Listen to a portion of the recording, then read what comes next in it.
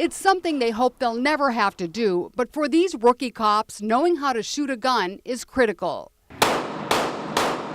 So is trying to avoid being shot themselves. I try to teach them to have a survival mindset, making sure that you're able to go home, ideally in the same condition you came to work, and being able mentally to do that. But how to handle weapons is only one piece of what they'll be learning. Their training ranges from how to drive a squad car while pursuing a suspect. If you're in a situation where you're in traffic or whatever, you can't move, you can't go anywhere, then you have to get to your gun.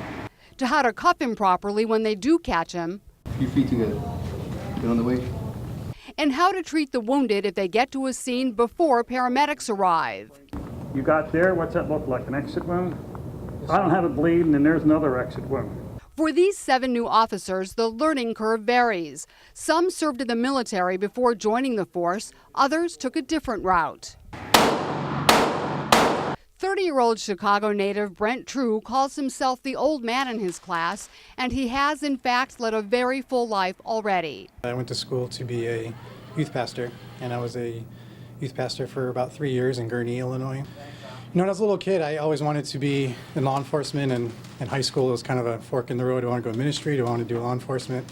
I chose ministry, and after a few years I just realized I wasn't happy. Married with children, True postponed his start on the force because of a family crisis. I have 3 kids. 2 of them were diagnosed with a pre-leukemia at the beginning of the year, so they had to get bone marrow transplants.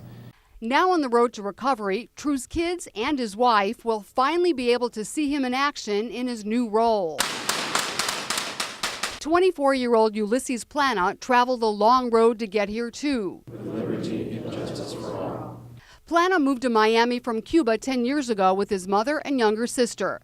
With a single mom working long hours to keep a roof over their heads, Plana says he had to grow up fast. No dad in the house, so pretty much I was the man of the house. My mom asks me sometimes, do you regret anything that you have done? And I respond with a no, like not at all, because I'm 24, but I feel I've grown a lot because of that. That maturity will serve him well as Plana adjusts to his new job, one he chose carefully after finishing college. And while they could face more challenges as the years go by, right now both True and Plana feel only optimism, that they will find joy in their jobs, that they will make a difference. You know, 30 years from now, hopefully I'll still be here, about ready to retire, and I can look back and just enjoy the moments. This is Sheryl Kahn reporting for TV 18. It's 12 o'clock in downtown West Palm Beach, and for some people, this is what's for lunch. They may grab something to eat on the way back to work, but for now, they're all about this and this. Because this is Lunchtime Bootcamp at Ultima Fitness, one of a number of extreme workout programs that have been growing in popularity, where trainers push their clients to their limits nonstop. When you come in and you see what's on that board, I mean, it can be pretty daunting. Those who choose this path to fitness are motivated by many different experiences. 21-year-old Taylor Snyder says the cruelty of childhood classmates led her to drop 40 pounds and then aim for perfection. I was pretty chubby.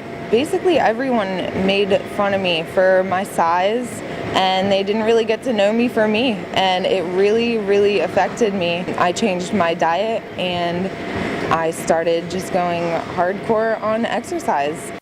34-year-old Assistant State Attorney Destiny Baker Sutton hopes to reclaim the strong, toned body she had as a young gymnast, as well as develop more stamina for work and play. Just over the past couple of years, I've put on about 30 pounds, and I'd like to get back to being in good shape and lose some weight. Those goals and the drive to reach them right away bring Destiny into a circle of friends who share her passion. And while some may say they're obsessed, Taylor, Destiny, and their fellow boot campers feel it's a healthy kind of obsession. Because I just feel so good. I do enjoy the other people in my class. And together, they dig deep to find the strength to get to the end of today's lunch hour and then do it all over again tomorrow. This is Sheryl Kahn reporting for TV 18. Lining the hallways on the 4th floor of the Capitol, waiting for legislators to pass by, a number of groups pushing various bills and causes, like Dream Defenders, young people from across the state who first organized with a march following the shooting of Trayvon Martin, today holding a news conference at the Capitol. Whose state is this? The state is ours! The state is ours! And discussing their point of view on issues the legislature will be taking up. To repeal Stand Your Ground and to address the school-to-prison pipeline and not allow our campuses to invest in private prison corporations. And I'm also interested in genuine immigration reform. On opening day, the halls and grounds of the Capitol are usually packed with people trying to make a point, and today was no exception. 2 Miami advocacy groups called on legislators in hopes of gaining support for bills in the House and Senate that would provide unemployment compensation for victims of domestic violence. They ran into Senator Dwight Bullard in his office. Senator Bullard, good afternoon. How are you? I don't want to interrupt you. Where we look forward to speaking to our representatives. It's nerve-wracking, yes, but it's certainly something that we as survivors, we want to be able to help other families not to have to experience any of the tragedies that we did. Senator Bullard says he doesn't mind when people drop in to try to talk to him. It's actually absolutely my favorite part of the process is the idea that people can feel that this building is their building and that they can access their elected representatives. The Florida African American Heritage Preservation Network is also here lobbying for state funding. We are asking for the House and the Senate to put at least $350,000 in as a line item so that we can help support projects like the U.S. Colored Troops as we do our work across the state of Florida to preserve Florida's history. Their reenactment unit presented colors at the opening of this morning's House session. Later, the group connected with state leaders with the help of Representative Alan Williams. I think it's important to, as a representative, to make sure that we engage our constituents with the folks that they need to know. Not only are we here to pass laws, we're here to help them navigate through the governmental process. It's a process that sometimes goes on into the evening, like this rally sponsored by Awake the State. Their priority this year is election reform. These kinds of citizen events are expected to continue till the end of session in May. For Capitol Update, I'm Sheryl Kahn. These are the proud members of the Drumline at Faith's Place. From preschoolers to high school seniors, they all demand one thing of themselves and each other: precision. And there's no slacking off allowed here.